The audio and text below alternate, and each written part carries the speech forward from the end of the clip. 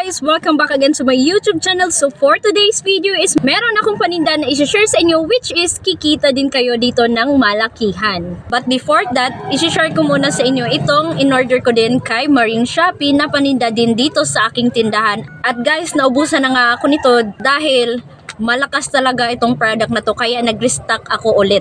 At yun na nga po, nakalimutan ko yung price nito kasi nga isa lang yung phone na ginagamit ko. So nandito yung lagay ng parcel. So ito siya is, ang halaga niya is 351 peso kasama na yung shipping fee. So nakalimutan ko yung price pero wholesale siya. Ito siya.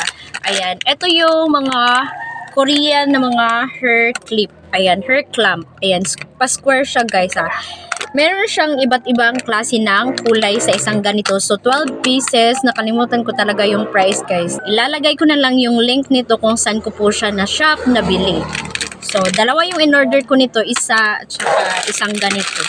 So yun, binuksan ko na siya kasi nga may bumili. Itong ganitong klase na kulay yung binili niya. Kanina lang. So kakadating lang din ito at buti na lang dumating talaga ito kasi nga meron nang naghahanap ng ganitong klase na mga ipit sa buhok. Ayun. Thumbs up kay seller no kasi nga napaka-secured at wala talagang damage yung product kasi ganito ba naman ka tingnan nyo, grabe yung pagkabalot ni seller. Ganito siya grabe, napakakapal nung pagkabalot ni seller ng mga product na to. So thank you so much seller kasi pinapak mo siya ng maayos kaya wala siyang sira pagdating dito sa amin sa probinsya. At eto na nga guys yung i-share ko sa inyo guys. Eto talaga ay tinatawag nila ito na lip tint rebranding. Okay? So etong ganito guys, ayan. Ito ay nagkakahalaga lang ng 646 pesos. So hindi ko siya kay Marine Shopee na order. So na-order ko ito sa TikTok. Okay? So binuksan ko na siya kasi ako yung tipong tao na super excited. So pagkadating ng parcel is binuksan ko talaga siya agad kasi baka kasi may sira o kaya kulang yung pinadala ni seller o diba makukontak ko kaagad si seller kung may kulang. Okay? Pero so far so good, wala siyang kulang and maayos din yung pagkarating dito, walang kulang and walang mga basag. Okay? So unahin muna natin dito guys. Ito yung lip tint rebranding sa TikTok. Usong-uso ito ngayon. So umorder ako ng 4 na kulay. So meron akong kulay rose pink. Ingredients nila, ito yung tinatawag na premium gel tint. Okay? Yung ingredients nila is distilled water, vegetable glycerin, santan gum, preservatives, meron silang flavor, FDNC colorant, vitamin E, aloe vera extract, and sweetener. Okay? So, yung expiration nito is 24 months upon opening the product. Okay? Meron siyang expiration. Ito is rose pink. Meron tayo ditong carmy. Ito naman is maroon. And then, itong red pink. Okay? So, 4 siya. So, kapag order ka ng isang ganito, syempre, meron itong kasamang bottles at saka mga pang-sell din ito. Okay? So, unahin muna natin dito sa bottle. So, 4 na bottle, syempre, kapag isang ganito yung orderin mo is kakasya ito sa 10 bote ng lip tint. Okay, 10 ml yung lip tint ha. Ayan. So, parang hindi ko na siya mapalabas kasi nabuksan na yung iba guys. Ayan. So, meron ako ditong purple, 2 purple, tsaka 2 pink. Okay. Ito siya guys. Oh, ayan. Ganito siya guys. Ayan. Hindi ko na ilalabas yung iba. Ganito siya. So, 1, 2, 3, 4, 5, 6, 7, 8, 9, 10. So, 10 bottle ng 10 ml na lip tint. Tapos, meron siyang kasamang ito. Ganito. Yung pang-lock roller. And then, meron siyang ganito guys. Oh. For example, kasi meron naman ako mga lip tint dito na tinitinda. Kagaya nito. Ayan. Meron siyang pang-sealed dyan na mga cellophane. Ayan siya. Oh. Naka-sealed yan guys ha. Ayan, naka-sealed yan. So, ito yun guys. Ito yun, yung kasama niya. So, free din yan ha, free. And then, yung next na ipapakita ko is yung lagayan talaga. Kung ibebenta mo na siya or i-display mo sa mga tindahan nyo. Ayan, ganito siya guys. Oh. Wow, napakaganda. Meron siyang pink at saka merong silver. Ayan. Sobrang ingay ng mga manok dito sa amin. Grabe. So, ayan. Ito is 40 pieces. Free din to ha kapag o-order kayo. Then, kung gusto niyo naman umorder ng ganito sa kanilang shop, is ilalagay ko din yung link dyan kung saan ko ito nabili. So, syempre, alam niyo naman, may kulang pa yun, diba? So, pwede kayo umorder sa kanila ng ganito na set. Then, meron siyang 10 ml na roller bottle. Tapos, meron siyang pang packaging. At saka, meron na siyang sticker. So, yung price niya is nasa 159 pesos kung ganon. Pero ako, ito is nabili ko lang to ng 125 pesos. So, wala siyang sticker, okay? Kaya naman yung ginawa ko is, nagpa-print talaga ako, pero sad to say is yung pinaprint ko sa syudad dito malapit sa amin is mali siya, okay? Sakto yung pagka-print pero mali yung sizes, okay?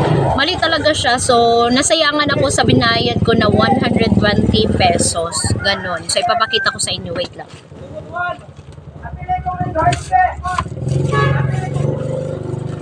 So, eto siya, B. Ayan, oh. Eto yun. First, oh, ayan. Meron yung nakalagay na mga pangalan dito ng anak ko kasi nga, gusto ko yung rebranding lip tint ko is pangalan ng anak ko yung ilalagay ko.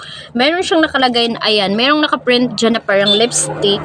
And then, meron nakalagay dyan ng Lara Cosmetics. Kasi nga, Lara yung pangalan ng anak ko. And then, dito naman is meron siyang mga, tawag dito, merong maroon, merong red pink, merong rose pink, ayan, ganyan siya. Pero, kapag gugupitin mo na yan, hindi siya kakasya dun sa 10 ml na lip tint. Mali yung mali yung sizes. So, yung binayaran ko pa naman dito is 120 pesos. So, sayang talaga. So, hindi pa rin masasayang siguro yun kasi gugupitin ko yun and then gugupitin ko na lang yung sa may bandang pangalan ng anak ko din. Pwede ko na yun panggawa na aking sticker. Ayan, sticker brand, kumbaga. Okay. Eto, dahil wala pa akong panglagay sa mga ganito na mga lip tint ko. So, yun, nakapag-decide ako na umorder kay Marine Shopping. So, eto na siya. Dumating na siya, guys. So, isang ganito is nasa 10 piraso. So, nakalimutan ko din yung price. Gaga ko talaga. Then, nilalagay ko na lang yung link dyan kung saan ko din na shop ito nabili, okay? So, dahil 40 pieces yung yung bottle ko na pang lip tint, and then 40 pieces din yung bili ko dito, guys. Okay? Nabayaran ko nito is nasa 144 pesos kasama na dun yung shipping fee. So, ito yung una na.